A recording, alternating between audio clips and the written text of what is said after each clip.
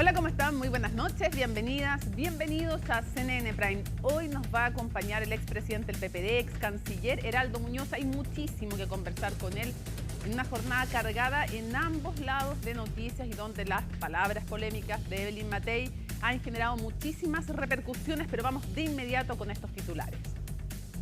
Polémica, como les decía, generaron los dichos de Evelyn Matei, quien sostuvo que era inevitable que hubiera muertos tras el golpe de Estado de 1973 en los primeros años de la dictadura. El presidente Gabriel Boric publicó un mensaje en redes sociales donde aseguró nada justifica los asesinatos, desaparecidos y torturas. Evelyn Matei volvió a responder. El diputado del Partido Socialista, Tomás de Rementería, confirmó que sintió molestia por la forma en que se retiró su nombre como reemplazo del cupo de Isabel Allende en el Senado. Pese a esto, el parlamentario podría asumir el cargo, ya que dijo que está disponible para que lo que le pida el partido, que explicó que era una decisión temporal. En temas internacionales, el gobierno de Donald Trump podría ser considerado, comillas, en desacato judicial. La advertencia fue lanzada por un juez estadounidense quien lo impugna por ignorar deliberadamente, dijo, una orden de detener la salida de vuelos con más de 250 deportados con destino a El Salvador. Y en el deporte, la Champions League ya tiene a sus últimos dos semifinalistas. Hoy el Arsenal venció por 2-1 al Real Madrid para meterse entre los 4 mejores del torneo. En Italia, el Inter de Milán eliminó en un sufrido encuentro al Bayern Múnich. Todo esto y mucho más porque aquí comienza CNN Prime.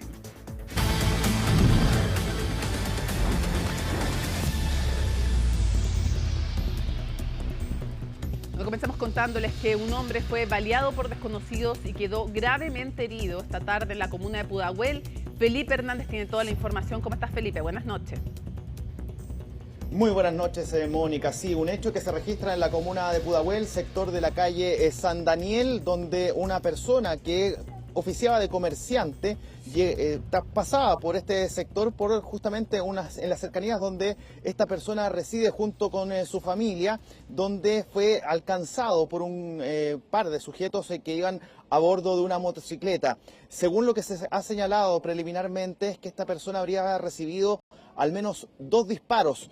Ambos disparos en las cercanías del cráneo, y es lo que justamente hizo que las personas, tras este ataque que sufren por parte de estos sujetos que huyen después en dirección desconocida a bordo de esta motocicleta, son sus familiares quienes se acercan al momento de escuchar los disparos y se percatan de la presencia de que es uno de los suyos quien resulta herido.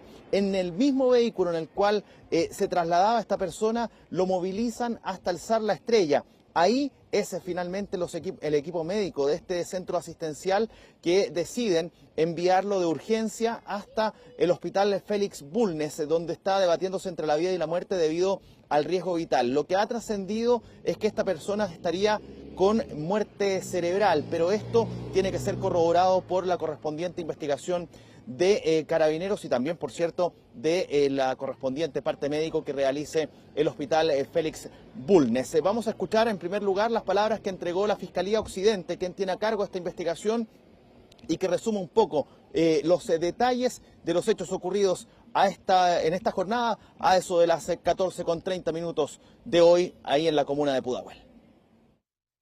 La Fiscalía de Flagrancia Occidente se encuentra investigando un delito de homicidio ocurrido en la comuna de Pudahuel en grado de desarrollo frustrado hasta el momento. La víctima se encontraba al interior de una camioneta cuando fue alcanzada por al menos 2 disparos que lo tendrían actualmente en riesgo vital. La Fiscalía instruyó la concurrencia de personal especializado del Departamento de OS9 de Carabineros de Chile y la BOCAR para trabajo de las primeras diligencias y sitio del suceso. Aún se continúa con las diligencias para el esclarecimiento de los hechos. Bueno, un hecho que obviamente por el tipo de violencia con el cual se actuó por parte de los desconocidos que iban a bordo de esta motocicleta, bueno, generó, por cierto, terror y pánico entre las personas que estaban en el sector. fue un testigo quien tuvimos la chance de conversar con él y nos comentaba justamente estos segundos, porque fueron tan solo segundos de la acción que realizaron estos sujetos en contra de esta persona quien tendría antecedentes ligados al narcotráfico, antecedentes penales. Pero esto también tiene que ser corroborado por la investigación correspondiente. Revisemos justamente las palabras que entregaba esta persona que fue testigo de este hecho lamentable ocurrido la tarde de hoy en Pudahuel. Nosotros saliendo del trabajo, como a esa hora de las 2:10 más o menos, tiene que haber sido 2:15, salimos y íbamos acá por la mitad del pasaje cuando escuchamos una ráfaga de tiros, aproximadamente unos 5 a 6 tiros. Y bueno, después volvimos acá a ver qué es lo que había pasado porque se comenzó a amontonar la gente y nos dimos cuenta que había una camioneta roja estacionada, la cual estaba con el chofer baleado. Y nos dimos cuenta que era un vecino nuestro de acá, cliente, pero como le digo, fueron más o menos entre 5 a 6 balazos los que se escucharon. Claro, tipo rafagazos fueron los disparos que se fueron escuchados por parte de los testigos.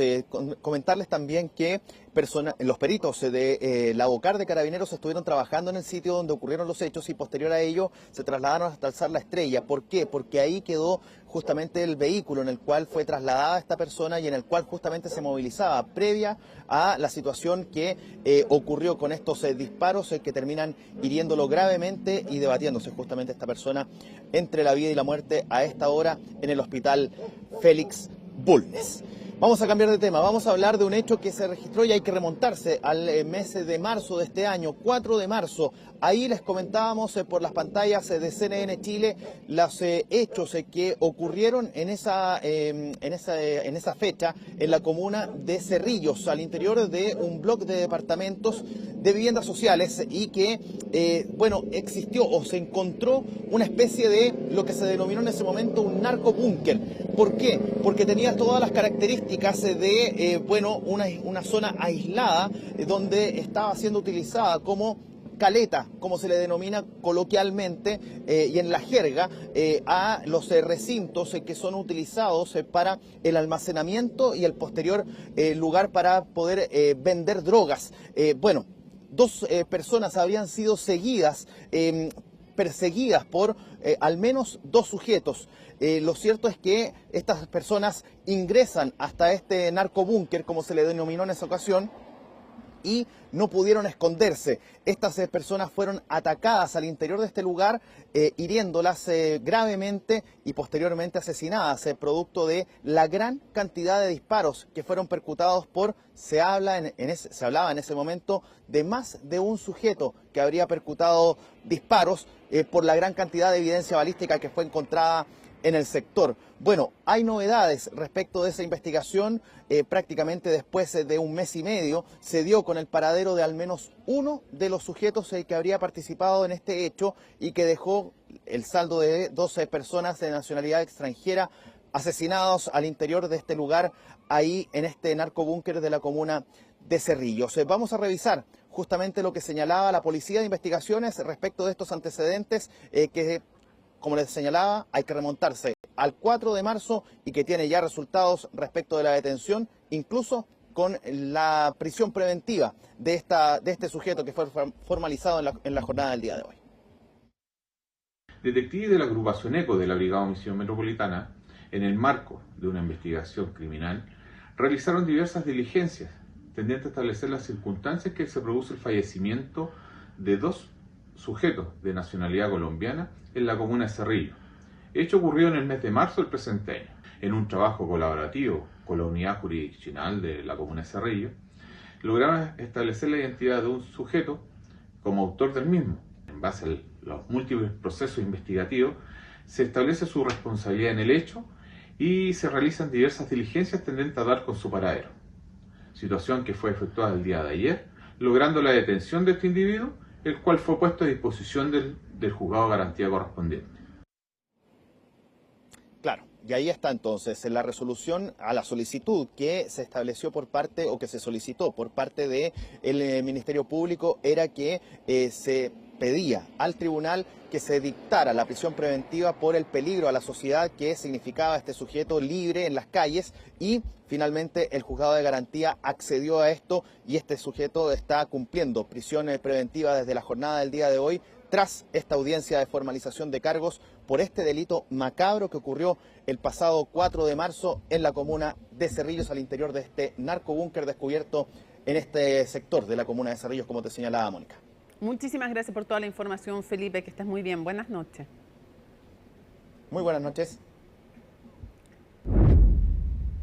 Bueno, la candidata presidencial de Chile Vamos, Evelyn Matei, culpó a la izquierda de estar distorsionando sus dichos sobre el golpe de Estado. La exalcaldesa aseguró en Radio Agricultura que no había otra salida y que las muertes entre 1973 y 1974 eran inevitables. Los dichos rápidamente generaron reacciones que vamos a ver en el informe de Macarena Román. Candidata, ¿podemos conversar? Cortito, ¿podemos conversar? Fue sin duda la protagonista de las últimas horas, pero no quiso hablar después de su controvertida entrevista donde justificó el golpe militar. ¿Tu posición? Mi posición es que no había otra, que nos íbamos derechito a Cuba. Probablemente a principio, 73, 74, era bien inevitable que hubiese muertos. Era bien inevitable. Obvio, estoy sí, diciendo, estamos a punto de una guerra porque civil. estamos en una guerra civil. Pero ya cuando el 78 y el 82 y siguen ocurriendo, ahí ya no. Minutos después de la entrevista fue el propio presidente quien expresó unas palabras a la candidata de Chile Vamos. El golpe de Estado en Chile no es justificable. La dictadura fue criminal e ilegítima desde el 11 de septiembre de 1973 hasta el 11 de marzo de 1990. Democracia siempre. En 1973 sí había un mecanismo democrático para destituir a un presidente, que era la acusación constitucional. Y el sector de la candidata Matei no tenía los votos porque el pueblo no se los otorgó en elecciones. Es lamentable que la derecha, cuando se trata de las violaciones de los derechos humanos en Chile, calle o peor, lo justifique y sea cómplice. Claro, porque algunas de las críticas hacia los comentarios de Matei sostienen que cuestiona la postura de la candidata del Partido Comunista por su versión ante Venezuela y Cuba, pero no pasa lo mismo cuando se habla de nuestro país. Por más nerviosos que estén algunos candidatos por querer aparecer más allá de la derecha o la ultraderecha, hay límites en esto y respetar los derechos humanos y lo que ocurrió en este país es algo fundamental. Y creo que en particular tener que escuchar a la señora Matei decir que en unas fechas determinadas que ella estableció sí eran inevitables. Bueno, la muerte de mi padre entró dentro de esas fechas que ella considera inevitables. El exministro del Interior, José Toá, fue uno de los torturados y asesinados durante los primeros años de dictadura. Solo en 1973 hubo 1.832 muertes y detenidos desaparecidos, es decir, un promedio de 16 víctimas por día. La violencia, los asesinatos, los homicidios, la tortura no tiene justificación bajo ninguna circunstancia. Nadie debió morir, nunca nadie debió morir. Y lo más importante es que las nuevas generaciones tenemos que hacer nuestro mejor esfuerzo por preservar siempre el valor irrestricto de la democracia y el respeto a la diversidad. Pero Matei no queda sola al respecto de su opinión sobre el golpe militar. Otros candidatos presidenciales también tienen una visión al respecto. Nuestra posición sobre lo que ocurrió hace 50 años atrás es muy clara y conocida. Y no cambia según las encuestas o la ansiedad electoral. Le voy a decir una cosa, a mí me sorprende bastante que la candidata Matei aparezca ahora haciendo este tipo de declaraciones. Creo que los últimos 20 años no habíamos escuchado nada similar. ¿Y usted qué opina? Bueno, nosotros hemos defendido la postura de que nosotros tuvimos un conflicto armado en su momento durante mucho tiempo. Eso no es ninguna noticia. Para algunos un error, para otros una estrategia para hablar a la derecha más dura o una forma de ser sincera frente a su postura. De alguna manera es una opinión sincera, franca, respecto a un tema controversial, un tema difícil, un tema que ha dividido mucho tiempo a los chilenos. Debiera llegar más preparada respecto a una pregunta que es inevitable, En tanto, en Chile Vamos, al parecer no hay acuerdo unánime. Hay quienes buscan bajarle el perfil a sus palabras, mientras otros reafirman lo que ha manifestado la exalcaldesa. Cualquier declaración que sea sacada de contexto, sin lugar a dudas, no revela lo que ha sido su permanente coherencia en materia del respeto de los derechos humanos. humanos. En nuestro mundo, en el mundo de centro derecha, compartimos sus dichos. Es más, una inmensa mayoría de chilenos comparte lo que ella ha manifestado. Durante la tarde de este miércoles, Evelyn Matei tuvo que salir a aclarar sus dichos. A través de un video en redes sociales, precisó en que el golpe fue un fracaso colectivo y culpó a la izquierda de estar distorsionando sus dichos. Hoy la izquierda, que hace gobierno con el Partido Comunista, que justifica lo que ocurre en Venezuela, Nicaragua, Cuba y Corea del Norte, distorsiona groseramente lo que he dicho. Una controversia instalada por la propia candidata en una entrevista en un tema que sigue generando divisiones ahora en medio de la arena electoral. Finalmente, Tomás de Rementería se va a convertir en el reemplazante de Isabel Allende en el Senado. Vamos a tomar contacto con Francisca Cárdenas para conocer más detalles. Francisca, buenas noches. ¿Qué tal? ¿Cómo estás? Muy buenas noches. Sí, así lo ha informado durante esta jornada y hace pocos minutos la presidenta del Partido Socialista y senadora Paulina Bodanovich, que van a ratificar como senador en reemplazo de la ex senadora Isabel Allende al diputado Tomás de Rementería. Así lo ha informado hace tan solo unos minutos la senadora luego de esta polémica y esta tensión que se dio en el partido tras las distintas críticas también por esta indefinición de quién iba a ocupar el escaño senatorial de la ex senadora Isabel Allende, que recordemos es destituida de su cargo del Congreso Nacional de senadora luego de 30 años, más de 30 años en el Parlamento, tras la fallida compraventa de la casa de su padre, el expresidente Salvador Allende. Ahí es cuando se comienza a buscar candidatos para poder reemplazar a la ex senadora en el Senado de la República por los siguientes 11 meses. Y ahí está la clave también de esta discusión, porque el interés del diputado Tomás de Rementería es justamente, si bien poder ser senador 11 meses, luego asegurar nuevamente su cupo como diputado de la República. ¿Para qué? Para no tener que competir en una senatorial por la región de Valparaíso con su actual pareja, la diputada del Partido Comunista, Carol Cariola. Así que escuchemos parte de lo que dijo la presidenta del Partido Socialista. Toda la polémica artificial que se armó a través de los medios va a ser hoy día zanjada en la Comisión Política de las 20 horas. Anoche fue convocada esa comisión política para ratificar la designación del diputado Rementería y, como todos saben, yo estaba junto con otros parlamentarios que formamos parte de la comisión política votando la ley de pesca, motivo por el cual no se pudo llevar a cabo. Hoy día se va a realizar y vamos a proceder a la ratificación de él.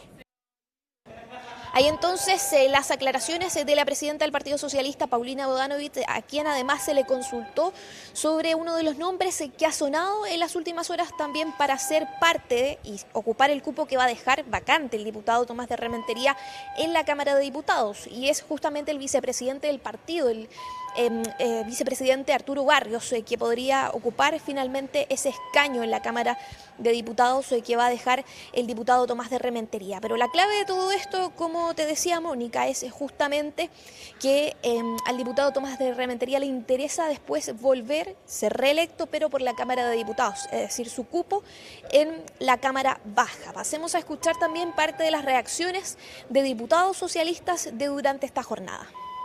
Yo creo que es una noticia lamentable que el Partido Socialista esté una vez más envuelto, ¿no es cierto?, en un conflicto interno cuando debiéramos estar volcados de lleno a la candidatura presidencial, proponiendo ideas para hacer un Chile más justo, más solidario. Y creo que acá lo relevante es que el partido cumpla con los acuerdos en los órganos regulares y que la decisión en torno a la candidatura de Tomás de Rementería para poder reemplazar, ¿no es cierto?, a la senadora Isabel Allende se pueda cumplir. Nosotros queremos apelar a aquello y creo que se cometería un grave error a pasar a llevar un entendimiento que hubo del colectivo del partido por situaciones que desconocemos. La directiva mantiene la propuesta del nombre del diputado Tomás de Rementería. El día de ayer celebramos una comisión política, pero como estábamos muchos parlamentarios en tramitación y particularmente el Senado con ley de pesca, se suspendió y hoy día a las 20 horas se requiere esa ratificación. No hay ninguna falta de respeto a los acuerdos, todo lo contrario. La senadora y nuestra presidenta ha mantenido, porque ella no se manda sola, sino que ella preside una mesa directiva y la mesa directiva tomó una decisión. La mesa directiva tomó la decisión de asumir la preferencia o la propuesta de las senadoras y las cosas se deshacen de la misma manera en que se hacen. Si la mesa directiva tomó un acuerdo, ese acuerdo se mantiene en tanto la mesa no corrija esa situación y yo como integrante de la mesa a la fecha no sea corregido. Nosotros aquí creemos que hay que salir rápido de esta crisis que se ha generado. Se tomó una resolución en algún minuto, se le solicitó a la senadora Allende que ella hiciera una propuesta de respecto de quién tenía que sucederla en el cargo. Ella propuso a Tomás de Rementería y nos extraña que esa decisión haya sido cuestionada. Esperamos que hoy día esto se pueda resolver de la mejor manera para poder abocarnos a los temas que realmente hoy día la gente quiere que estemos discutiendo, que no son los problemas internos del Partido Socialista, sino las propuestas que Chile espera podamos discutir en esta campaña. Mire, es lamentable lo que está ocurriendo porque claramente decisiones de esa naturaleza confunden no solamente a la militancia, sino que al Partido Socialista en sí y a la opinión pública. Y en ese aspecto creo que las señales que se están dando son bastante confusas y creo que se le está haciendo un daño innecesario a las personas que están involucradas. Así que señalar mi desazón, mi preocupación por esta situación, pero evidentemente es una señal muy negativa la que están recibiendo los militantes y la opinión pública. Bueno, ¿y cuáles han sido las explicaciones? ¿Por qué se dice que hay división en el Partido Socialista y que esto ha generado tensión? Porque justamente la ex senadora Isabel Allende planteó la idea de que fuese el diputado Tomás de Rementería quien la reemplazara finalmente por los próximos 11 meses hasta el final de este periodo legislativo.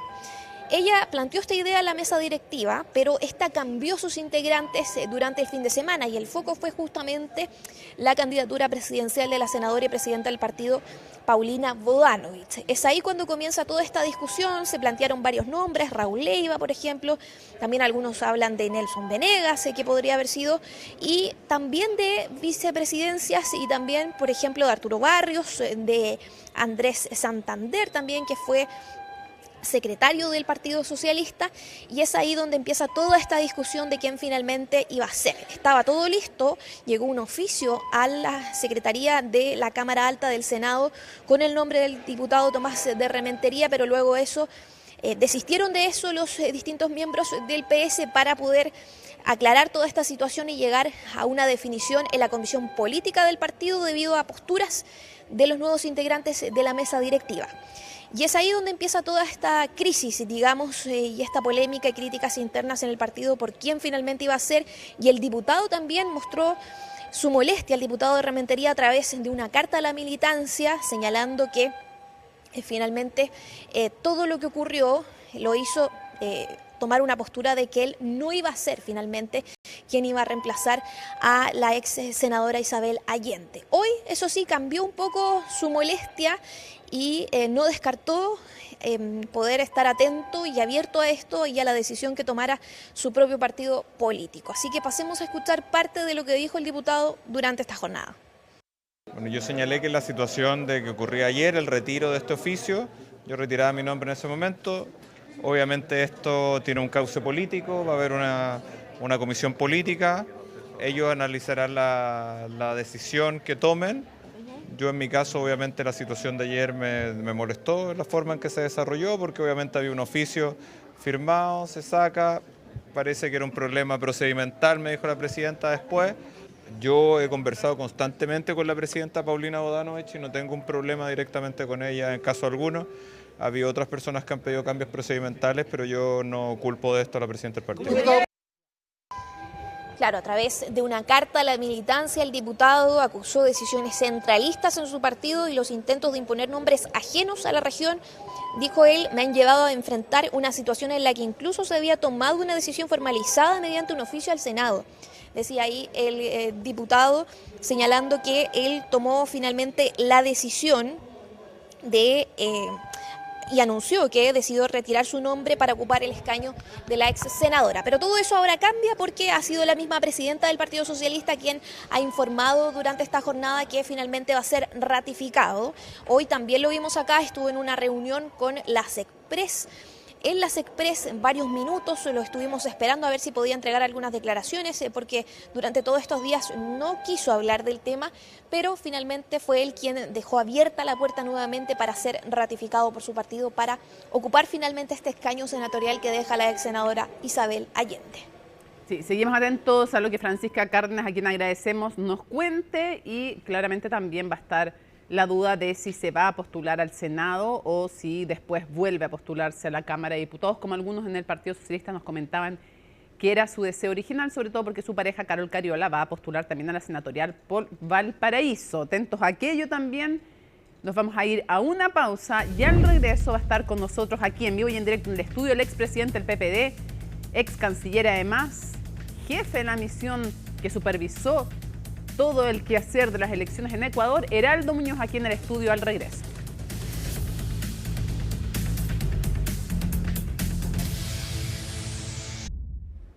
Lo habíamos anunciado, nos acompaña en el estudio el ex canciller, también director de la comisión de veedor de la Organización de Estados Americanos en la elección en Ecuador, también lo ha hecho en otras ocasiones. Heraldo Muñoz, antes presidente del PPD, ahora militante del Partido Socialista. Y también dirigente en su momento del Partido Socialista. Absolutamente. Durante los tiempos de la clandestinidad y de la lucha por la democracia. Y ya vamos a recurrir a esos tiempos, a esa memoria también para hacer algunas preguntas evidentes de la contingencia de hoy. Pero quisiera comenzar despejando a su juicio las elecciones en Ecuador que a usted le tocó como jefe de la misión de la OEA observar. ¿Fueron plenamente democráticas? ¿No tiene ninguna duda sobre su resultado? No, no tengo ninguna duda sobre los resultados. Tenemos plena confianza en los resultados entregados por el Consejo Nacional Electoral. Fue una elección pacífica, con normalidad en todo el país. Nosotros nos desplegamos con 84 observadores y especialistas a través de 20 provincias del país. Y lo que vimos, incluso lo que compilamos, es coincidente con los resultados anunciados por el Consejo Nacional Electoral. Que o sea, ni una duda entonces, y plenamente democráticas las elecciones. Plenamente democráticas, si bien es cierto que nosotros tenemos observaciones sobre el proceso electoral donde creemos que hay situaciones que hay que remediar. ¿Cuáles? Ejemplo, para que le explique que no están viendo. Bueno, por ejemplo, el presidente nos solicitó licencia para hacer campaña, cosa que el Código de Democracia, que es la ley de Ecuador en esta materia, exige de los presidentes. En otros casos, en otros países, los presidentes que van a la reelección hacen campaña como presidentes, pero en Ecuador la exigencia del artículo 93 del Código de Democracia estipula que hay que pedir permiso. Que es algo que no se hizo y por lo tanto ahí sería una observación. Sí, porque hay una interpretación de que el presidente no iba a la reelección, porque recordemos que él había... Él completó un periodo. Completó un periodo y por lo tanto había una interpretación jurídica discrepante. Por otra parte, sin embargo, el uso de recursos públicos, porque se dieron unas becas por 3 meses, para gente joven, para hacer trabajos en la comunidad. Bueno, hay una serie de materias donde nosotros hicimos observaciones de que hay materias a remediar. La duda ahí con estas personas que fueron becadas es si es que eso es de alguna manera un incentivo para que voten por el gobierno o ellos hicieron trabajo electoral en vez de ser el trabajo social. Bueno, obviamente que podía interpretarse como un incentivo, porque recibían te doy la beca, un honorario, claro, del gobierno. Ahora bien, hay que tener en cuenta que el triunfo del presidente Noboa fue por 11 puntos, más de 1 millón de votos. De modo que hubo un pronunciamiento ciudadano muy claro, y es lo que vimos, lo que además compilamos. ¿Y qué le parecen los alegatos de Luisa González que acusaba fraude? La candidata, para quienes no lo sepan, la candidata más bien identificada con el correísmo. Efectivamente, Luisa González, que representa lo que se denomina el correísmo, la tendencia del expresidente Rafael Correa.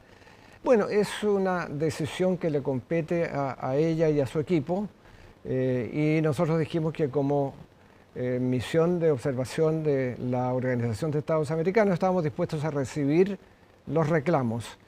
Pero hasta el día de hoy esos reclamos no se han presentado, no ha habido documentación que pueda poner en duda los resultados entregados por el Consejo Nacional Electoral y por otra parte líderes muy significativos que acompañaron a Luisa González salieron a aceptar la derrota, como el alcalde de Guayaquil, el alcalde de Quito, la prefecta de la provincia de Guayas y otros líderes muy significativos, incluyendo también el partido Pachacutic, que es el partido indígena que obtuvo 5% de los votos en la primera vuelta y que apoyó a Luisa González, y ellos salieron a decir, mire, bueno, perdimos y la democracia es así.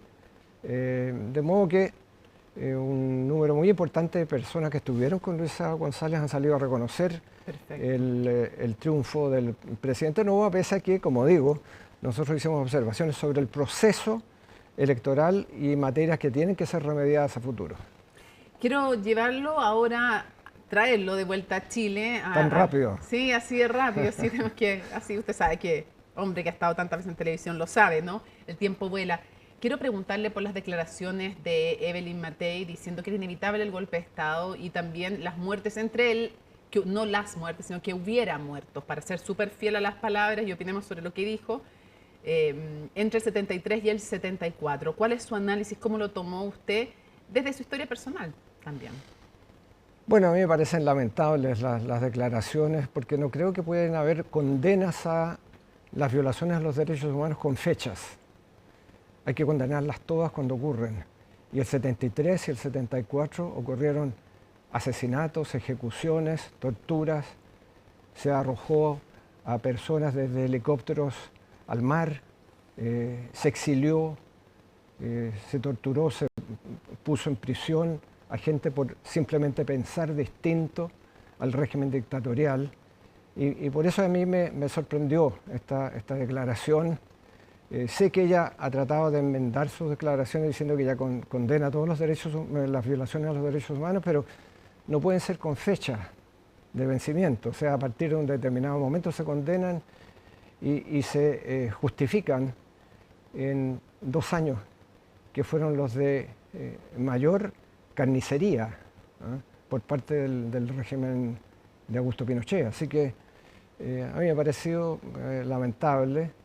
Es malo para la confianza que tiene que existir en democracia, la confianza que se tiene que tener con el competidor, incluso con el adversario, donde todos seamos parte de un entendido respecto a fundamentos básicos, que por lo demás son característicos de una civilización.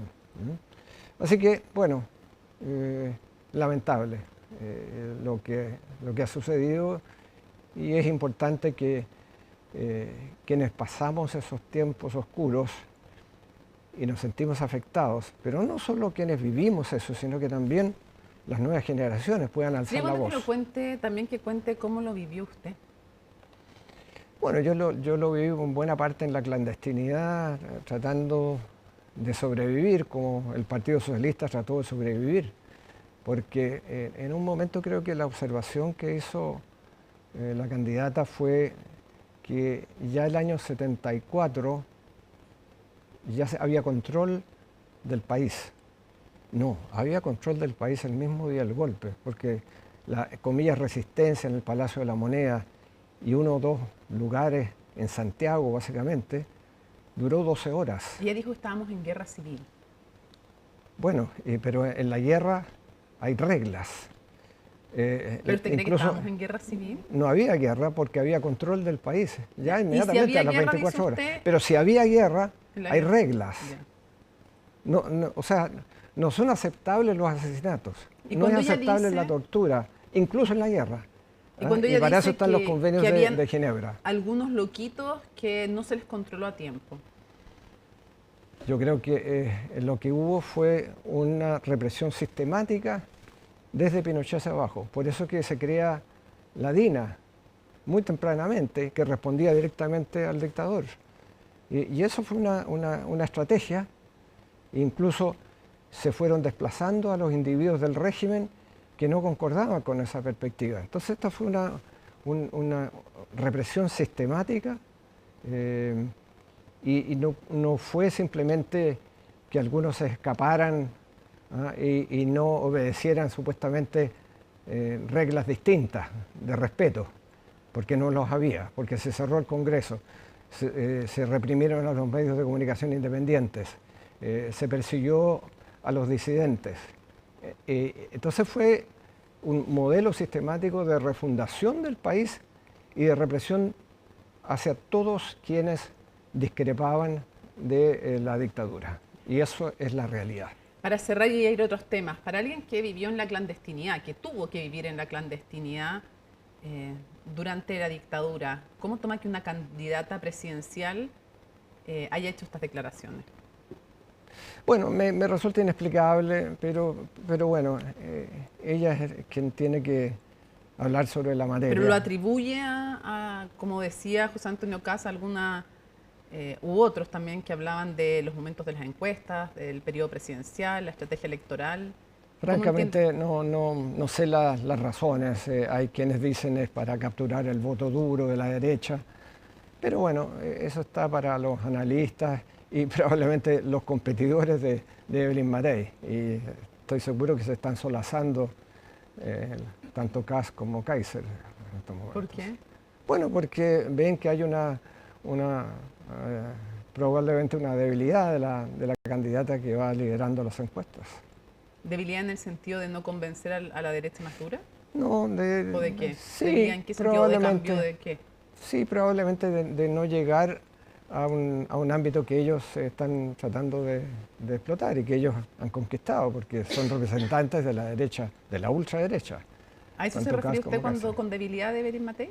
En la percepción de ellos, pero estoy especulando simplemente. Quiero llevarlo al tema de la presidencial, pero en su sector, en el socialismo democrático.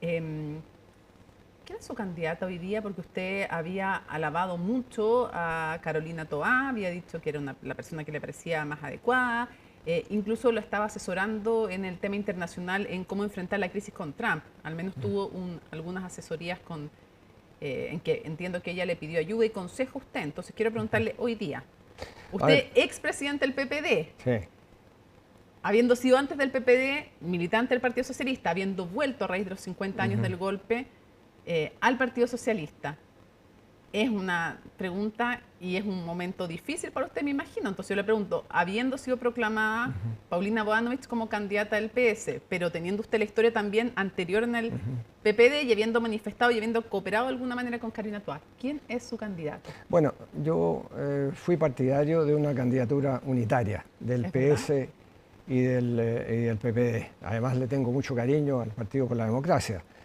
Pero hoy día el PS tiene una candidata y es Paulina Bodanovich y ella es mi candidata, evidentemente. Sin embargo, yo fui partidario de que habiendo una candidatura unitaria, esa fuera representada por Carolina Toá. Me parecía la candidata idónea. Y al igual que una lista larga de líderes socialistas que salieron, incluso varios expresidentes del Partido Socialista que salieron a apoyar a Carolina Toá. ¿Y no le gustaría honestamente que Paulina Bodanovich depusiera su candidatura en pro de Carolina Toá? Mira, yo creo que hubiera una candidatura, sí, ya que usted dice que ella es la candidata idónea, acá decir que la candidata idónea pero era yo creo que hoy día la realidad que existe es que hay dos candidatas muy potentes por lo demás del socialismo democrático. Creo que hay un riesgo, un alto riesgo de dividir el voto del socialismo democrático que es real. Y perder la primaria. Bueno, y eventualmente perder la primaria. Eso es parte de la realidad. Entonces, lo deseable hoy día, francamente, está en el pasado, porque la realidad es que hay dos candidatas. Y no se puede llegar hasta antes de la inscripción de las candidaturas, hay tiempo, ¿no? Bueno, posiblemente. Yo creo que los dados están echados. ¿Usted cree que los dados están echados? Sí, yo creo que, bueno, siempre se puede en política. No lo veo eso posible porque el tiempo es muy corto y la candidatura Paulina Bodanovich fue aprobada por unanimidad del Comité Central, de modo que no veo que eso vaya a cambiar. Lo que sí espero es que se eliminen las asperezas, que tengamos, como dijo la presidenta Bachelet, que cuidemos el tono. Ella pidió una primaria buena onda, parece que hasta ahora no es muy buena onda la primaria. Bueno, cuando hay competencia siempre hay que diferenciarse y esos son los costos de competir. definiciones. Si es que se pudiera, ¿a usted le parecería mejor o le parecería bien que se hiciera un último intento por llevar una sola candidatura al socialismo democrático? Por cierto, porque yo fui partidario de una candidatura unitaria. Ya, y porque creo que además, te agrego otra cosa, yo soy partidario de que el Partido Socialista y el Partido por la Democracia sean ejes de un partido federado del socialismo democrático. Lo recuerdo, y durante los tiempos en que yo fui presidente del Partido por la Democracia hicimos esfuerzos y avanzamos algo en ese sentido. El Partido Socialista nunca se va a fusionar con otro, hay que dejar eso de lado. Pero un partido federado, como es el Frente Amplio Uruguayo, donde hay partidos en el interior que mantienen su identidad, pero se va creando una identidad mayor, que es la del Frente Amplio, donde además militan independientes, sin tener que pasar por los partidos que componen el Frente Amplio, era un modelo que a mí me gustaba. Incluso me atrevería a decir que si se hubiese aprobado, bueno, todavía puede ser posible, el 5% mínimo constitucional que obtengan los partidos en las elecciones, eso promovería la posibilidad de una federación. No hizo nada. Está bien. No impulsó aquello. No está todo cerrado, pero esa es mi opinión por lo menos. Okay. Y entonces el PS y el PPD podrían ser el pilar fundamental junto a otros partidos que puedan ser parte, como el Partido Liberal, el Partido Radical. ¿Usted ¿qué piensa frente a esta posibilidad de hacer dos primarias? Una del socialismo democrático y la DC, y otra de lo que antes se llamaba Prueba de Dignidad, o sea, el PC y el Frente Amplio. No, yo creo que ya hay un acuerdo de una primaria amplia. Ojalá desde la Democracia Cristiana hasta el PC. Alberto Undurraga dijo que solo si gana Carolina Toá o Paulina Bodanovich, él podría pensar en confluir en una candidatura que en español se llama bajar mi candidatura. Bueno, está bien, esa es la posición del Pero Partido es favorable si es que Cristiano. gana Toá, si gana Toá o gana Bodanovich, él dice que sí lo pensaría, que si gana Jara o Winter no, se va a la primera vuelta. Esa es la posición de la ADC. Y a usted no le quiero saber cómo ve la candidatura de Janet. Todo esto, antes de eso, en estos momentos se está bajando Vlado Milosevic en favor de Carolina Toá en un Zoom, en el fondo lo está anunciando, ya vamos a tener el video. Pero quiero preguntarle cómo toma ese apoyo que va en contra de su actual candidata, digamos. Bueno, me parece que es la decisión soberana de Vlado y ya que hayan dos partidos que apoyan una sola candidatura, ya es un avance, pese a que no sea en favor de la candidata mía, que de acuerdo a la disciplina partidaria yo apoyo. Pero ve, esa frase que usted dice, de acuerdo a la disciplina partidaria, pero a usted le gustaba más la candidatura de Toá. Bueno, yo ya dije que me parecía la candidata idónea, pero cuando uno está en política tiene que asumir que hay que respetar los acuerdos partidarios. Pero si alguien se bajara de las dos, ¿a usted le gustaría que fuera Bodanovich la que se baja en pro de Toá? ¿No le gustaría que Toá se bajara en pro de Bodanovich? Son escenarios tan especulativos. Pero es como evidente por lo que me dice. Claro, pero es que la realidad es la realidad. Y la realidad hoy día hay dos candidaturas y dos candidatas muy potentes por lo demás. A mí me hubiera gustado una sola candidatura. Y que la encarnara Toá. Era lo que yo dije en su momento. Le pregunto un par de cosas. ¿Es verdad que lo sondearon para una postulación al Senado por Valparaíso? Alguna gente me llamó, pero nunca estuvo para nada en mis planes, para nada. Porque, bueno, estoy haciendo otras cosas. De hecho...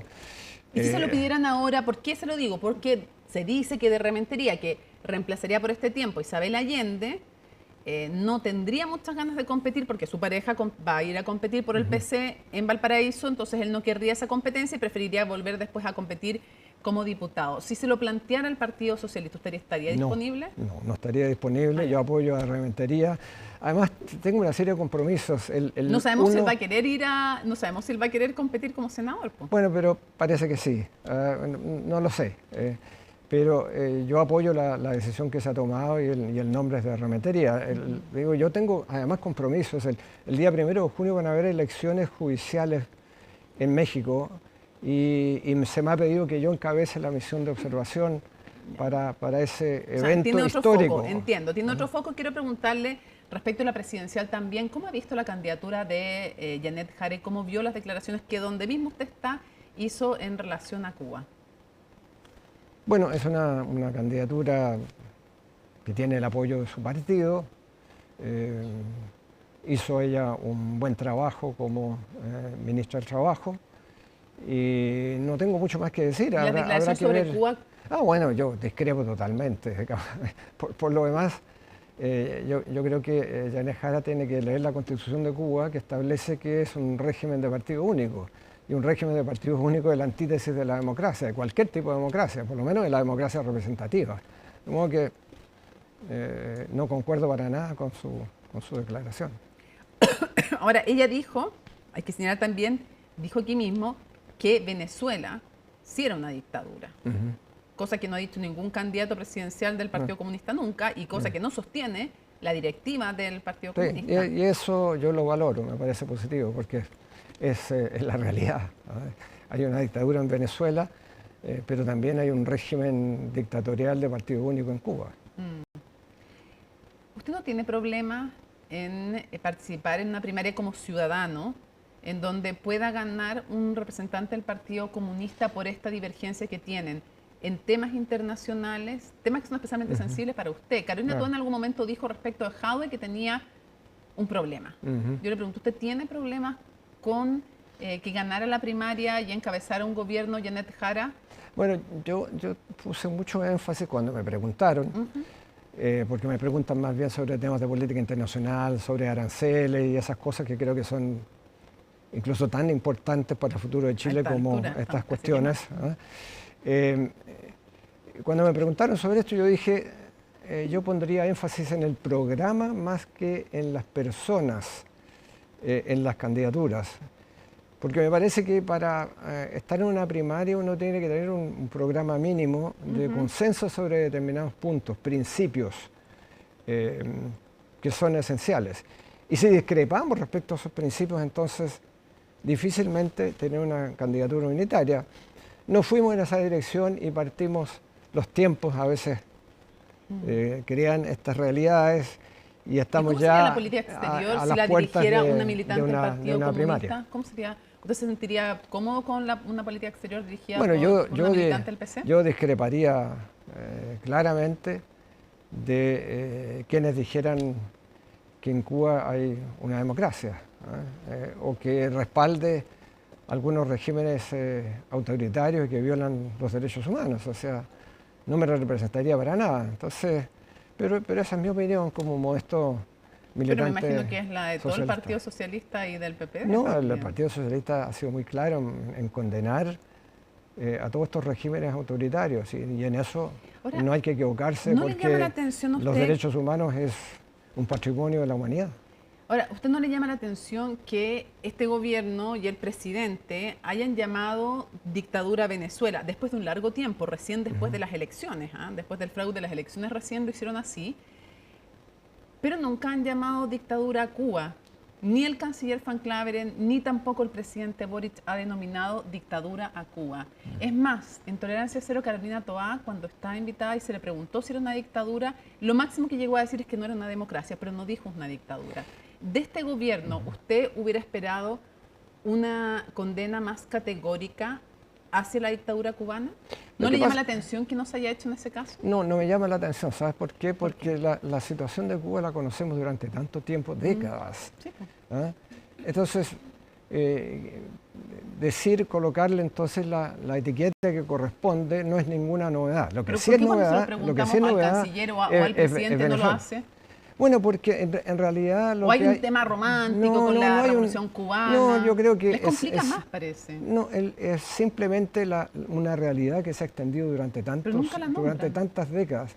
Bueno, porque en realidad no es tan significativo como es Venezuela para Chile, donde ha habido situaciones que nos involucran directamente. Ya, pero a nivel de principios, ¿no? Y porque además han habido situaciones como la elección fraudulenta del 28 de julio, entonces frente a eso hay que pronunciarse.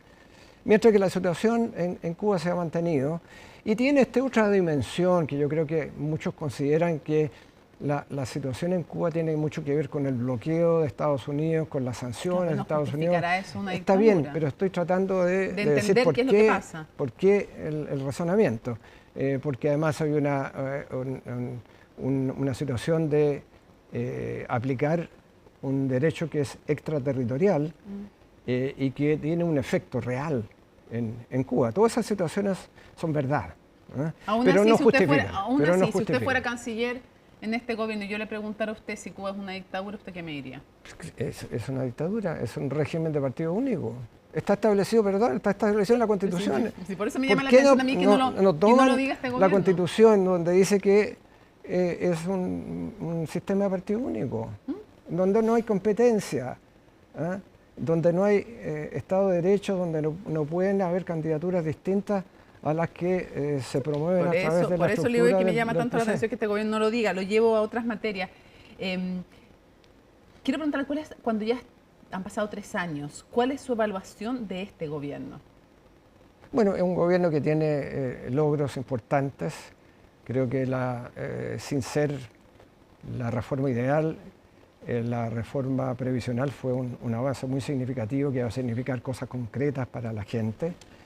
Creo que el salario mínimo, creo que el terminar con el copago en materia de salud es muy significativo.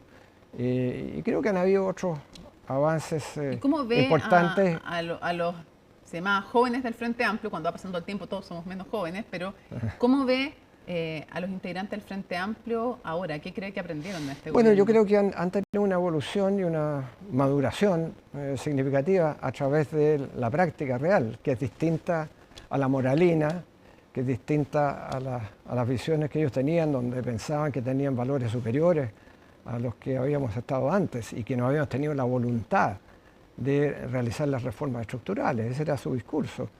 Y bueno, terminaron en una situación bien distinta, con problemas serios y teniendo que reconocer la realidad y de reconocer los 30 años que han sido los mejores de la historia contemporánea en nuestro país, donde el incremento del salario real es evidente. La disminución de la pobreza desde el 40 y tantos % al 8,6, las últimas cifras. La disminución incluso de la desigualdad medida por el coeficiente de Gini. O sea, los avances enormes de esos 30 años tan malignos, según algunos, finalmente han sido reconocidos. Así que hay una madurez, pero creo que toda esta dimensión de superioridad moral se vio que no era tal. Quiero cerrar preguntándole en un tema que también es de la contingencia y le confirmo que se bajó Vlado Milosevic, confirmadísimo, oficializado.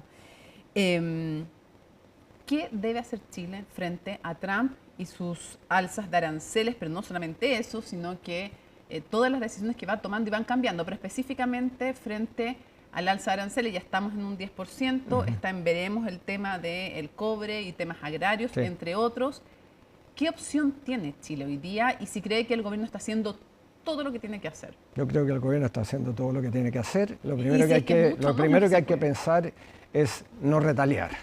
Eso hay que dejarlo de lado y eso ha quedado muy claro con las declaraciones del ministro de Hacienda, con las declaraciones del propio presidente. O sea, Chile es un país relativamente pequeño que no se va a poner a retrucar los aranceles que ha impuesto Trump. Segundo, eso es bueno explicarle a la gente que retaliar es responder con lo mismo, en el fondo nos pusieron 10, te pongo 10 o más. Así es. Segundo... ¿Represalias no? ¿Cómo? No tenemos tamaño para estar tomando represalias. No tenemos hombros para represalias. Segundo, dialogar mucho. A mí me parece muy positivo lo que acaba de ocurrir hoy día en Washington, la reunión de la subsecretaria de Relaciones Económicas e Internacionales de la Cancillería, de nuestro embajador y la delegación, con el representante de comercio de Estados Unidos, el USTR. Y yo creo que es una señal muy positiva que en medio de las presiones que hay de muchos países que quieren conversar con el representante de comercio para ver cómo pueden reducir los aranceles que le ha impuesto Trump, y que en medio de la presión de países mucho más grandes que nosotros hayamos tenido esta reunión de consultas y que ha fijado una suerte de mapa de ruta de nuevas reuniones donde espero que se aborde el respeto al TLC bilateral, Acuerdo de Libre Comercio Bilateral, que ha sido muy exitoso, más de 2 décadas, y que por lo demás es favorable en términos de balanza comercial a Estados Unidos. Es decir, Estados Unidos exporta más a Chile de lo que nosotros exportamos a Estados Unidos. Ese fue otro de los cambios. Las posturas frente a los tratados internacionales fue otro de los cambios que tuvo que asumir Bueno, el Frente Amplio, ¿no? Lo sé muy bien porque como yo rescaté el TPP después del retiro de Trump, durante la primera administración, hicimos un tratado sin Trump, sacamos 20 normas que había colocado Estados Unidos, principalmente sobre propiedad intelectual. Sí. Citamos a Chile, a los ministros de Comercio, de Relaciones Exteriores, de los otros 10 países más Chile, 11, y llegamos a producir un tratado que se llama integral y progresista, porque el actual presidente decía sin TTP-11. Sí, cuando se sentaba en su bancada como diputado. Gael Diomas decía que reconocía hace poco que no tenían todos los antecedentes cuando votaban en contra. Sí, claro. Incluso después de que yo había dejado ser ministro, le ofrecí al senador Latorre hacerle un briefing sobre el TPP-11 y sobre todas las dimensiones progresistas y desmistificar la discusión pública, porque había muchos mitos y de hecho también derechamente mentiras. Y fui a su oficina en el Congreso, les puse una media hora y me di cuenta, por las preguntas que hacía, que desconocía el detalle del tratado, pese a que tenía un banderín en el escritorio que decía no al TPP. Entonces, pero ese era el TPP-11, porque ya éramos 11 países sin Trump. Bueno, hoy día resulta que es una tabla de salvación, porque frente al proteccionismo de Trump, frente al cierre del mercado estadounidense, bueno, tenemos este tratado que por lo demás ha sido bastante exitoso, porque las últimas cifras han significado un 10,6% de incremento de nuestras exportaciones a los países del TPP, y aún ni siquiera le estamos sacando brillo a un aspecto bien significativo que son la creación de cadenas de valor, porque cambiaron las reglas de origen. Esto es un poco técnico, pero eso significa que de repente podemos importar materias primas de otro país del TPP-11, elaborar acá, agregarle valor y reexportarlos sin aranceles, y eso es creación de cadenas de valor. Así que qué bueno que tengamos esta red de acuerdos en momentos donde todos están buscando acuerdos para zafarse del proteccionismo y de la improvisación de Trump. Heraldo Muñoz, muchísimas gracias por acompañarnos en CNN Prime. Que tenga muy buenas noches. Muchas gracias, igualmente. Bueno, vamos a conversar telefónicamente con Macarena Román. Está la decisión, esa es una imagen evidentemente grabada de cuando levantaba su candidatura, pero Vlado Mirosevic, tal como lo confirmábamos en CNN Prime, ha bajado su candidatura, la candidatura del Partido Liberal, la candidatura presidencial, que si no tenían además la cantidad de firmas necesarias no podían ni siquiera inscribir. Además, eso estaba muy difícil, muy complicado, y ha bajado su candidatura en favor de Carolina Toá. Macarena Román tiene más antecedentes, te contactamos telefónicamente. Macarena.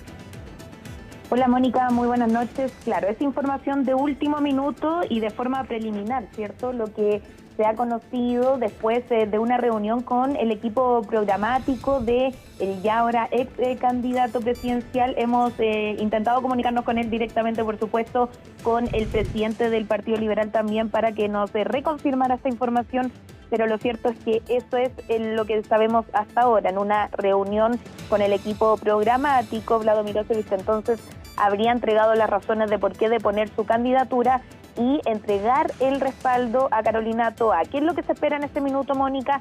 Que quizás mañana va a haber una convocatoria de prensa, ¿cierto?, para hablar sobre los alcances de esta decisión, para reconfirmar de alguna forma esta información y también entender por qué entonces se ponen detrás de Carolina Toá y no, por ejemplo, de Paulina Bodanovich. Son todavía información del momento, que seguimos, por supuesto, intentando contactar al propio Vlado Mirosevic o al presidente del Partido Liberal, pero lo cierto es que ya con fuentes en off podemos confirmar que habría bajado su candidatura y que estaría apoyando entonces, o se pondría en breves jornadas detrás de la candidatura de Carolina Toá. Sí, candidatura bajada la de Vlado Mirosevic en favor de Carolina Toá. La tenía muy difícil lograr juntar las firmas, dado que el Partido Liberal tiene una fuerza en el norte, pero no está constituido en todo Chile, por lo tanto conseguir las 35.000 firmas hacía algo muy complejo.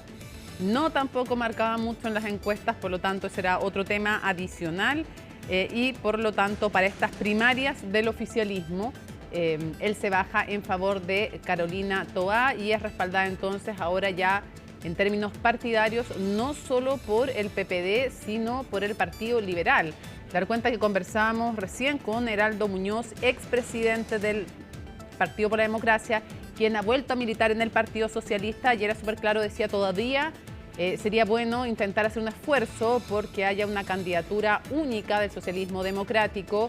Y él decía, sí, evidentemente si hubiera una, yo lo dije antes, me parecía que tenía que haber una candidatura única del socialismo democrático y que fuera Carolina Toá. Pero soy militante disciplinado del Partido Socialista y por eso mi candidata es Paulina Bodanovich. Pero claramente el escenario ideal de él era que hubiera una candidatura y que fuera Carolina Toá. Le dijo que era la persona idónea y lo repitió aquí en CNN Prime. Así que esto también va a generar algunas repercusiones, Macarena, cuando Carolina Toá recibe entonces este nuevo apoyo y cuando hay harta tensión entre ambas colectividades. Totalmente, y de hecho también va a ser interesante, Mónica, entender o tener en consideración qué opina Paulina Bodanovich, ¿cierto? Es un respaldo no menor dentro del oficialismo el Partido Liberal, un partido que por supuesto también está en medio de las negociaciones con los otros partidos oficialistas, entre ellos el Partido Socialista, y por lo mismo será interesante entender entonces por qué se ponen detrás de Carolina Toá y también qué es lo que piensa al respecto el Partido Socialista. Sí, por qué Toá y no Bodanovich, y bueno, el por qué está claro, también tiene que ver con no marcar en las encuestas y con lo difícil que era inscribir, o imposible casi inscribir la candidatura. El apoyo además tiene más valor cuando es más temprano que cuando es más tarde.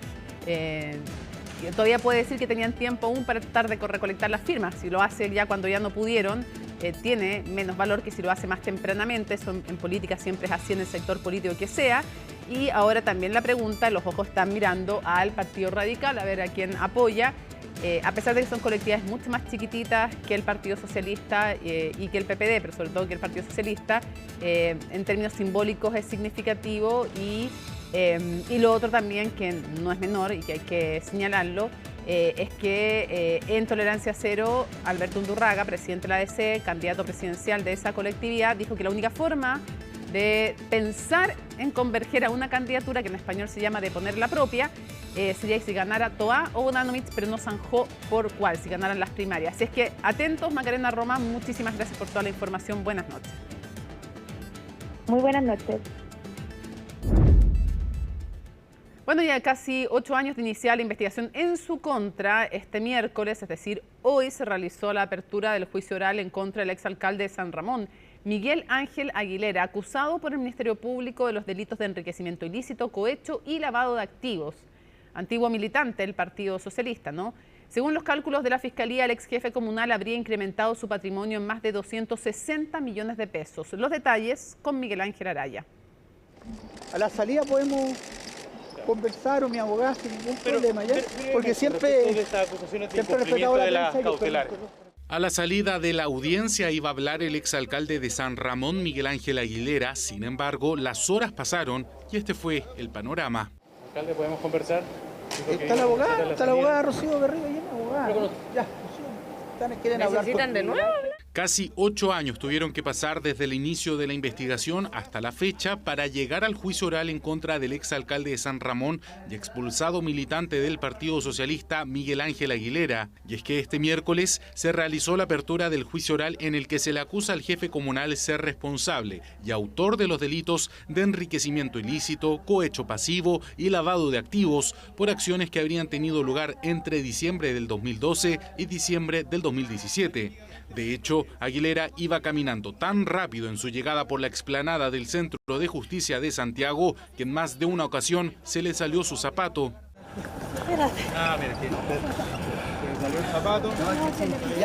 La investigación de la Fiscalía Metropolitana Sur arrojó que en ese periodo el entonces alcalde Aguilera habría incrementado su patrimonio en más de 263 millones de pesos y que no estarían justificados de ninguna manera sobre cómo habrían sido obtenidos. Son diversos giros y depósitos de dinero en efectivo entre varias de las cuentas bancarias del exalcalde y de sus cercanos los que serían gran parte de las pruebas aportadas por el ente persecutor para demostrar las imputaciones. Los antecedentes que hemos traído a juicio hablan de estos graves delitos de enriquecimiento, como ustedes escucharon, por la vía de un sinfín de innumerables y constantes depósitos en billete por caja en las cuentas del alcalde y estos delitos de cohecho que son de la mayor gravedad, teniendo en cuenta que se refieren a beneficios económicos, dádivas, por licitaciones adjudicadas, lo que se condice con los hechos de nuestra acusación. ¿Pagos de soborno en efectivo esto? Derechamente, el cohecho pasivo que se le imputa al alcalde se refiere a sobornos recibidos en sus cuentas corrientes. Si bien Miguel Ángel Aguilera declinó de conversar con la prensa, quien sí lo hizo fue su abogada defensora Rocío Berríos, insistiendo una vez más en la inocencia de su representado e incluso apuntando a que los delitos acusados ya habrían prescrito. Tal como ustedes escucharon en los alegatos de apertura, nosotros sostenemos no solamente la prescripción de los delitos, sino que además sostenemos la inocencia, sostenemos que no hubo ninguna infracción a los deberes del cargo del alcalde. Y tenemos pruebas también para poder controvertir todos los demás cargos que imputa el Ministerio Público y los acusadores. Vamos a discutir lo que ha alegado la defensa, que es fundamentalmente la prescripción, es decir, que pasó el tiempo. Eso sería una responsabilidad fundamental del Ministerio Público por no formalizar a tiempo la investigación. Vamos a dar la discusión argumentando de que no corresponde aplicar la prescripción por una serie de normas jurídicas, pero si así fuese, realmente esto sería una burla para la ciudadanía. En la acusación que fue presentada 2 años después de la formalización de Miguel Ángel Aguilera, que tuvo lugar en julio del 2021, la Fiscalía Metropolitana Sur solicitó una pena de 10 años de cárcel, además de la imposición de 17 años de inhabilitación para ejercer cargos públicos y el pago de 3 multas que suman más de 329 millones de pesos. Bueno, lo que esperamos de las condenas es que se haga justicia, finalmente, que se le dé lo que se merece, en función de los delitos que se logren acreditar, y claramente nos preocupa que pueda surgir la figura de la prescripción en base a los plazos que han pasado, por lo que señalaba anteriormente. O sea, aquí también hay una falta de diligencia de parte del Ministerio Público. Se contempla que el juicio oral en contra del exalcalde de San Ramón se extienda por cerca de 20 días hábiles. Sin embargo, esto podría cambiar si es que con el paso de los días las audiencias se extienden más de lo planeado. Lo que sí es un hecho es que ya está en curso el proceso para determinar si el ex militante del Partido Socialista es o no culpable de los delitos de corrupción acusados en su contra. Seguimos avanzando en otras materias y les contamos que con una ceremonia simbólica las familias de los 7 pescadores desaparecidos en Coronel rindieron un homenaje en un ambiente súper solemne y muy triste, por supuesto, a sus seres queridos. Tras dar por suspendida la búsqueda, familiares de los pescadores desaparecidos navegaron durante 3 horas a bordo del remolcador Janequeo de la Armada hasta llegar al lugar del naufragio, la embarcación Bruma. Allí se realizó una ceremonia religiosa de despedida donde también participaron otras embarcaciones de pescadores artesanales que homenajearon a sus colegas y exigieron justicia. Hay que recordar que actualmente existen tripulantes del buque Cobre imputados por presuntamente haber provocado el fatal accidente. Detrás mío hay un equipo tremendo que ha trabajado arduamente, tanto personal de la empresa privada como Underdeep, y también la gente de las dotaciones y los pescadores y todos que han estado detrás de esto. Y hoy día esperamos que las familias en esta ceremonia tengan resignación respecto a esto, a lo doloroso que es. Y bueno, la Armada de Chile siempre acompañando a nuestros pescadores en este tipo de situaciones tan adversas. Ya, una aclaración. Desde los asesores del diputado Vlado Mirosevich nos dicen que las firmas estaban, las 35.000, que las habían logrado juntar.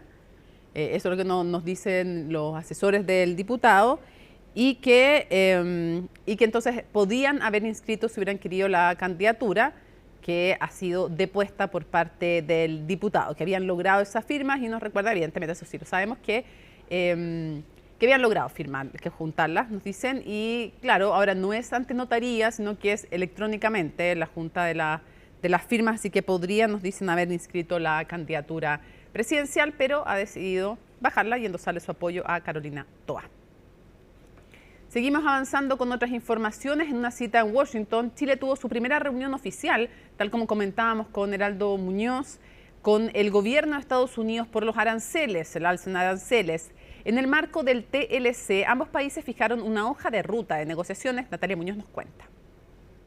Primer acercamiento oficial entre Chile y Estados Unidos. Tras la imposición de aranceles por el gobierno de Donald Trump, fueron las máximas autoridades de comercio exterior de ambos países las que se reunieron en Washington. Una cita que, según el gobierno, se cumplió el objetivo. Acordamos trabajar en una hoja de ruta conjunta que nos permita avanzar en materias de barreras no arancelarias, comercio digital y seguridad económica, en el marco también de lo establecido en nuestro acuerdo de libre comercio vigente desde el 2004. Fue más bien una reunión exploratoria con un buen precedente. Chile es el primer país de América Latina que llegó a la oficina del representante comercial norteamericano. La primicia se debe en gran parte al Tratado de Libre Comercio, que hasta antes del Día de la Liberación mantenía sin aranceles las exportaciones entre ambos países. Acuerdo vigente hace 2 décadas y que comenzó a gestarse con el gobierno del expresidente Eduardo Frei. Chile tiene que negociar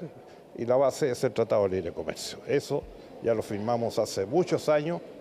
La primera vez que firmamos con el presidente Clinton fue el año 94. Después el Congreso americano no fue muy proclive a darnos el fast track, por lo tanto nos demoramos casi 10 años. Mientras tanto hicimos tratados con todos los países del mundo.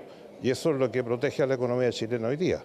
Protección que tiene Chile y que podría eximir el arancel del 10% impuesto actualmente. Hay otro buen precedente. Canadá y México también mantienen un TLC con el gigante norteamericano y no se les aplicó impuestos. Es una muy buena señal que en medio de las múltiples solicitudes por parte de muchos países de reuniones para discutir el tema arancelario, se haya acogido esta solicitud de consultas entre Chile y Estados Unidos. Hay que procurar que se respete el Tratado de Libre Comercio. Que Estados Unidos levante los aranceles no va a ser inmediato.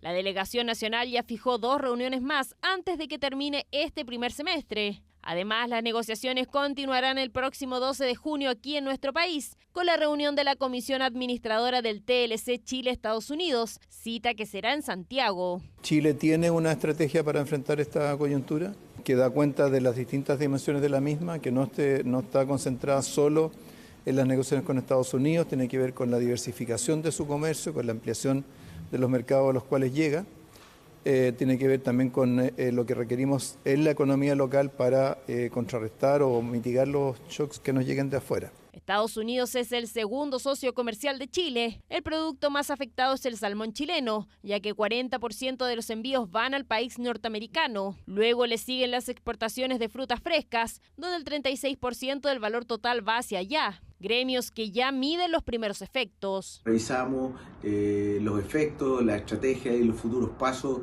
que el gobierno de Chile junto con el sector productivo va a realizar para tratar de levantar el arancel, como también, y lo mismo en la reunión de ayer en la Cámara de Diputados, levantamos las brechas y todo lo que hemos llamado como los aranceles invisibles y que tienen que ver con todas las trabas normativas que debemos acelerar ahora. Tenemos que ser muy cautos, tenemos que ser muy inteligentes para abordar esta nueva situación arancelaria. Cuidar nuestras relaciones con China, cuidar nuestras relaciones con Estados Unidos.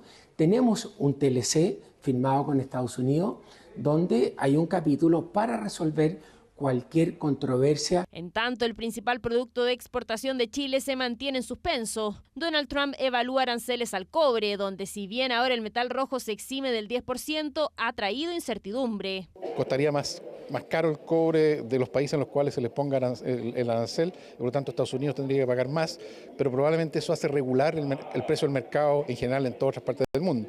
Y además, como esta guerra comercial fundamentalmente China juega un papel importante y Chile exporta mucho cobre a China, creo que también puede tener alguna complicación en esa línea. Adoptar todas las medidas posibles y al alcance para poder negociar y ver cómo aminorar el tema de los efectos que nos puede provocar los aranceles. En el caso nuestro, la economía chilena es muy chica comparado con las grandes economías del mundo. Los aranceles que se están hablando aquí son relativamente bajos comparativamente con las otras economías, igual nos pueden afectar. Reacciones positivas tras el diálogo directo con Estados Unidos. Las conversaciones entre ambos países seguirán en las reuniones de primavera del Fondo Monetario Internacional y el Banco Mundial, cita a la que asistirá el ministro de Hacienda la próxima semana en Washington. Nos acompaña Isel Guerra para revisar todas las informaciones internacionales. ¿Cómo estás? Buenas noches. ¿Cómo estás, Mónica? Muy buenas noches. Vamos a comenzar esta revisión internacional en Estados Unidos con esta posibilidad que se abre en el futuro de la administración de Donald Trump de ser considerados en desacato judicial. Al menos así lo ha advertido durante esta jornada un juez federal, en particular James Boasberg, quien ha determinado que existe una causa probable de que la administración de Donald Trump pueda ser considerada y declarada en desacato judicial. Esto por lo que estamos viendo a nuestras espaldas, lo que ocurrió a mediados del mes de marzo con el envío de más de 250 migrantes deportados hasta El Salvador. Y aquí lo que determina esta decisión de este magistrado en un fallo de aproximadamente 46 páginas es que aquí la administración de Donald Trump deliberadamente ignoró la orden que había dado este juez de que los aviones que ya estaban en vuelo tenían que regresar a Estados Unidos. Y claro, es a raíz de eso que este magistrado por lo demás da a conocer esta decisión. De todas formas, se le da un plazo hasta la próxima semana, el 23 de este mes, para que aquí el gobierno de Donald Trump entregue su respuesta a esta acción. Básicamente aquí lo que señala esta conclusión es que el tribunal no llega a tal premisa a la ligera ni apresuradamente. Esto es porque a su juicio ninguna de las respuestas que ha entregado hasta este momento el gobierno de Donald Trump ha sido satisfactoria. Esto ya está siendo considerado, Mónica, un golpe, una diferencia abismal respecto a otras medidas que hemos visto en procesos judiciales, particularmente con la Corte Suprema en el caso, ¿no?, de este deportado salvadoreño, y allí se le pedía facilitar al gobierno, no lo obligaba. Bueno, aquí este magistrado ha decidido golpear la mesa.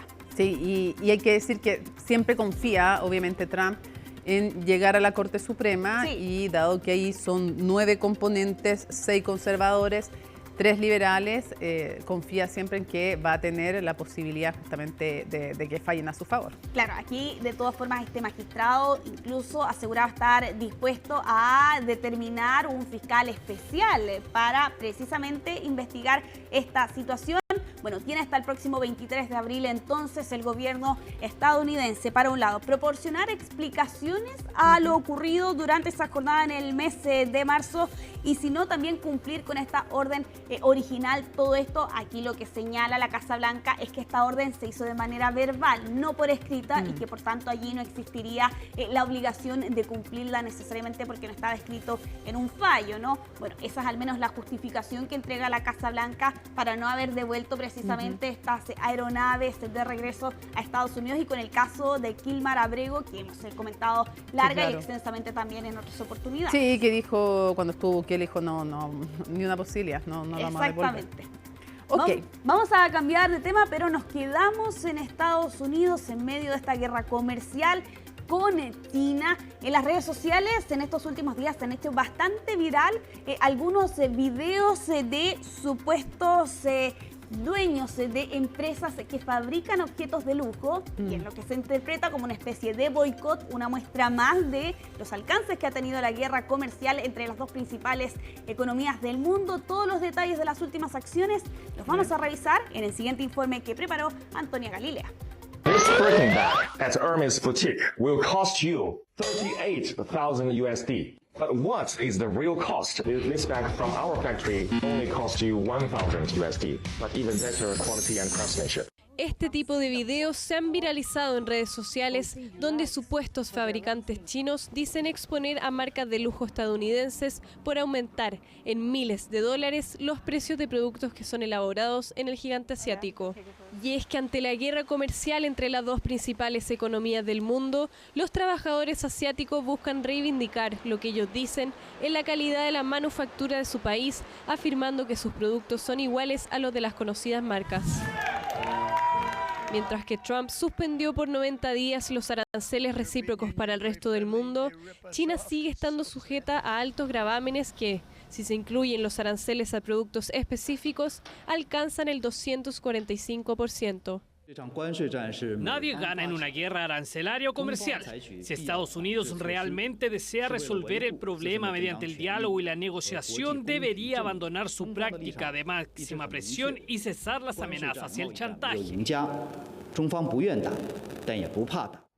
En esta última escalada de la guerra comercial, el gobierno de Hong Kong anunció la suspensión del servicio postal a Estados Unidos, dejando de enviar paquetes que vengan o vayan al país norteamericano a partir del 27 de abril. Esto aumenta significativamente los costos para los consumidores que tendrán que pagar a mensajeros privados. Los repetidos intentos de Washington de reprimir a Hong Kong solo acelerarán la desaparición de sus aliados en Hong Kong, lo que a la larga se volverá en su contra. Que esos campesinos estadounidenses se quejen ante la civilización de 5.000 años de la nación china. También, China decidió suspender la exportación de minerales críticos, entre ellos tierras raras, que en su conjunto afecta a 6 de los 17 elementos que se refinan en el país asiático y que cuentan con características únicas para la industria tecnológica y para la fabricación de motores eléctricos. Días antes, en una sorpresiva muestra, la Casa Blanca informó que excluyó a los celulares y a los computadores de los aranceles impuestos a Beijing, ya que aproximadamente el 90% de la producción y ensamblaje de iPhone se realiza en China. La pelota está en la cancha de China. China necesita llegar a un acuerdo con nosotros. Nosotros no tenemos que hacerlo con ellos. No hay diferencia entre China y cualquier otro país, salvo que son mucho más grandes y China quiere lo que tenemos. Así que el presidente ha dejado muy claro que está abierto a un acuerdo con ese país, pero China necesita llegar a un acuerdo con Estados Unidos. Pese a esto, la nación asiática solicitó a las aerolíneas que no acepten más aviones de la empresa estadounidense Boeing. Con ello, suspendió la compra de equipos y piezas a empresas del sector aeronáutico del mismo país. Mientras tanto, Xi Jinping continúa su gira por países del sudeste asiático. Ante las conmociones que afectan al orden mundial y la globalización económica, China y Malasia apoyarán a los países de la región para combatir las corrientes subyacentes de confrontación geopolítica y de bandos, y así salvaguardar las prometedoras perspectivas de desarrollo en nuestra patria asiática compartida. Así, el mandatario chino intensifica sus esfuerzos por acercarse a sus socios comerciales en medio de la incertidumbre generada por las medidas arancelarias de Trump. Vamos a cerrar esta revisión internacional en nuestra región, en Argentina, con estas imágenes de lo que ocurría durante esta jornada de un nuevo miércoles de protestas de los jubilados en el país vecino, tal como ha sido cada miércoles la tónica en estos últimos meses. Y ahora con estos enfrentamientos se denuncia la utilización de gas pimienta en contra de quienes estaban reunidos durante esta jornada en los exteriores del Congreso.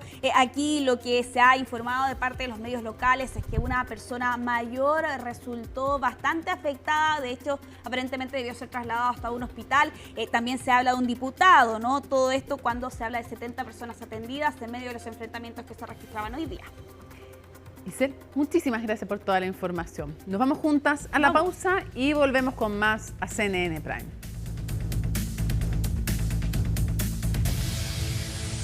Termina CNN Prime, luego los dejo con Conexión Global Prime con Isel Guerra, así es que no se lo pierdan. Miércoles 16 de abril, así estuvo nuestro país y el mundo. Somos CNN Chile. Buenas noches.